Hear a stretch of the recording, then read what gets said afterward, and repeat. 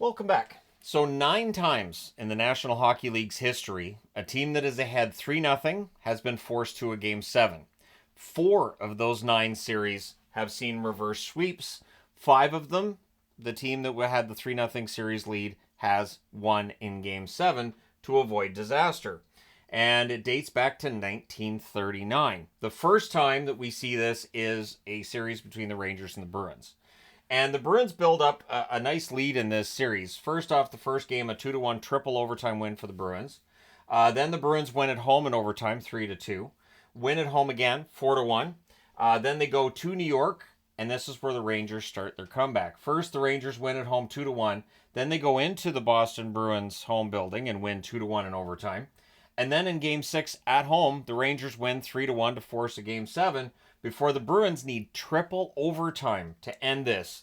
They win 2-1 against the Rangers and avoid the disastrous reverse sweep, which they couldn't avoid in 2010. But we'll get there. So the 1939 series, Rangers almost have that comeback win, can't quite get there. 1942 is the next time we see a team up 3-0 that needs 7 games to try to close things out. And in this case, the reverse sweep is actually successful. So the teams on the left are the ones that are down 3-0 in series. The teams on the right are the ones that couldn't close it out with that 3-0 series lead.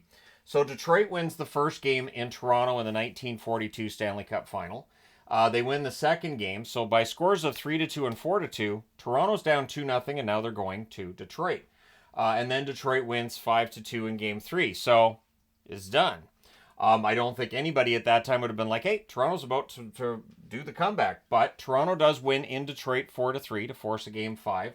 And then a huge win at home 9-3, which had to have absolutely thrown some fear into the Detroit Red Wings, because Toronto then goes into Detroit and wins 3-0 in Game 6 before coming home and winning Game 7 3-1.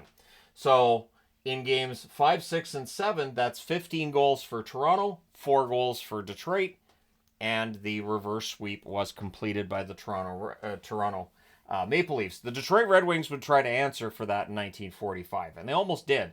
And again, it's the Stanley Cup Final. So the first 3 games, Detroit doesn't get a goal. Toronto goes in and wins both games in Detroit. So the absolute mirror of what was done in 1942, where Detroit goes in and wins the first 2 games in Toronto. So 1-0 and 2-0 wins for Toronto, and then Toronto goes home and wins 1-0. Detroit doesn't have a goal. They don't have a win after 3 games. Again, odds are against them. But then Detroit wins in Toronto 5-3 in the 4th game. Detroit wins at home in the 5th game 2-0. And then in the 6th game, it needs overtime. Detroit wins that one 1-0. So now Detroit's won back-to-back games by a shutout, and the momentum's on their side. Toronto avoids the dreaded reverse sweep in Game 7 in Detroit with a 2-1 win. So close series all the way through, but again, that momentum swing happens, and Toronto avoids that reverse sweep where Detroit was trying to do to them what they had done to Detroit 3 years earlier. And then it's 30 years before we see it again. This is not a common occurrence in the NHL at all. And so in the quarterfinals, the Islanders and the Penguins, and this one's talked about a lot. It's talked about a ton, rightfully so. Pittsburgh wins 5-4 at home in Game 1. They win 3-1 in Game 2 at home again.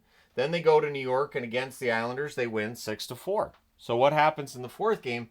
The Islanders win at home 3-1. So they force a Game 5. I guess Pittsburgh wanted to win at home. They don't. The Islanders win in Pittsburgh 4-2. They go home. They win the 6th game by a score of 4-1. And then in Game 7 in Pittsburgh, a 1-0 win, which absolutely at that time was seen as a huge upset. Pittsburgh blows the 3-0 series lead. And of course, 5 years after this, the New York Islanders are your Stanley Cup champions. Then in the semifinal, the Islanders tried it again. So Philly's up 4-0 in the first game. The second game, they win 5-4 in overtime. Both of these are in Philadelphia. Then the Flyers go into New York and they win 1-0. So all they got to do is win one more. But that's tough against these Islanders. The Islanders win in overtime in Game 4, 4-3. Then they go into Philadelphia and win 5-1. So that's a lopsided score there. Before they go home and they win 2-1 to force a Game 7. Philadelphia gets their bearings. They would win the Stanley Cup that year, and they win Game 7 by a score of 4-1. But again, the Islanders showing a lot of resilience, and there was a lot of buzz about the Islanders and that heart and that grit they had. which again would translate to Stanley Cup success in 1980. So now we fast forward to 2010. So it's 25 years. 25, 35 years. 25, what are years now? Yeah, 35 years. And in the Eastern semifinal, so round 2, Philly and Boston. This one made me so angry. The Boston Bruins win in overtime 5-4 in the first game. They win 3-2 in the second game, both of those at home. And then they go into Philly and they win 4-1. Then in game 4, Philadelphia wins at home in overtime 5-4.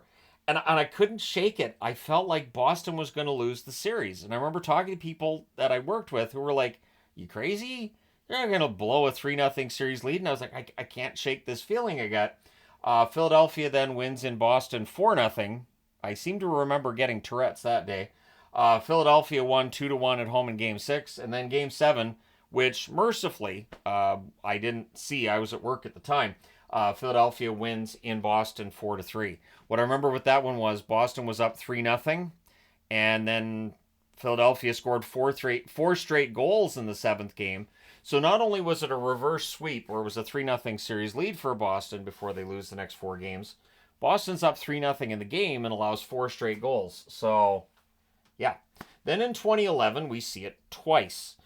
First, in the opening round, the Vancouver Canucks. Everybody remembers Alex Burrows, the slaying the dragon goal in overtime, and how excited everybody was. I was so angry during this series. So Vancouver wins 2-0 in the first game and 4-3 in the second game. Great. They're up 2-0. They go into Chicago. They win 3-2. But it's Chicago. And then they get Dave Bolland back. And for some reason, the Canucks couldn't stop Dave Bolland.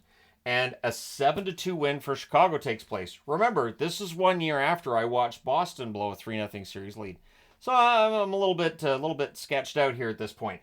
And then Chicago comes into Vancouver and wins 5-0 in Game 5. Again, a little bit of Tourette's on my part. And again, it felt very, very similar to Philly winning 4-0 in Boston the year before. If I'd had a channel at that time, I would have been comparing the two series in a video, and probably some tears would have been shed. Then in Game 6 in Chicago, it's a 4-3 overtime win for the Blackhawks before Vancouver does get that overtime victory in Game 7. It's a 2-1 win. They go all the way to the final. But that was really profoundly unsettling. Just how Chicago went from being down 3-0 to kind of taking the Canucks apart for 2 games before a couple of close games followed that. Then in the second round, you get Detroit and San Jose. San Jose, a team that has a reputation from that era for being one of the best, if not the best regular season team for a while, and a team that just couldn't get over the hump in the playoffs. So in the first game, San Jose wins 2-1 in overtime. San Jose wins the second game 2-1 as well, both of those at home. They go into Detroit, they win in overtime 4-3. So 2 wins in overtime, and this series should be done, but it's Detroit, only a few years removed from a Stanley Cup. And Detroit wins 4-3 in Game 4 to force a Game 5 in San Jose, which they also win 4-3. Game 6 is a 3-1 win for Detroit to force a Game 7, where San Jose wins a tough one. 3-2 win for San Jose there to round out the series in 7 games. And the most recent example of a series going to 7 games is a reverse sweep from 2014, so 10 years ago. This is not something that happens all the time. As I said, it's only happened 9 times in NHL history. And in 2014, I remember this well. 6-3 win by San Jose in the first game, 7-2 win by San Jose in the second game. And it just looked like LA was done. Like they were toast. And then in LA in overtime, wasn't this where Jonathan Quick coughed up the puck behind his own net and San Jose scored in overtime to win 4-3?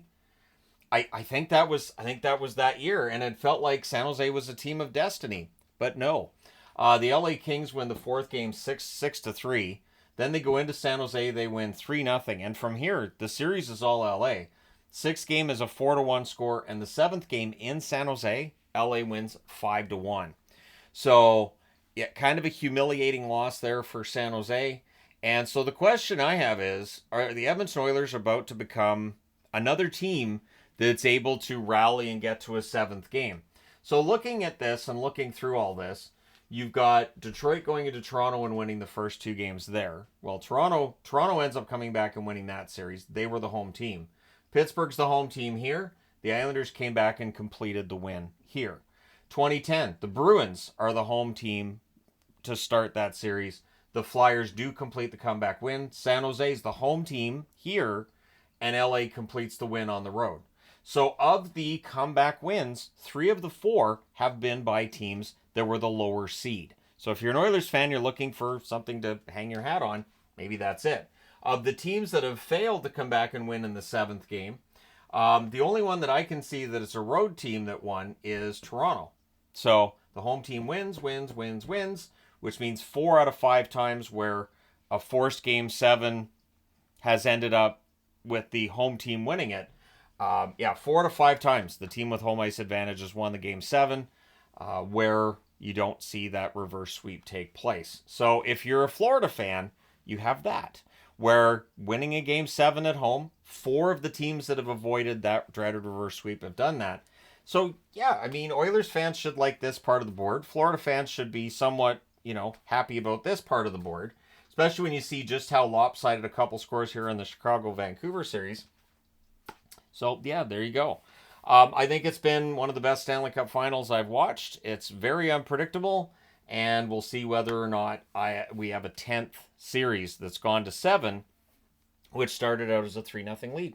So let me know your thoughts in the comment section below as always. Will we see a game 7? Will we not? We'll find out tomorrow night. Don't forget to hit like and subscribe if you haven't done so already. I think this qualifies as a madness board. I think there's enough magnets on here for this to qualify as a madness board. But let me know your thoughts. Hit like and subscribe if you haven't done so already. Thank you guys so much for all your support. I will talk to you again soon.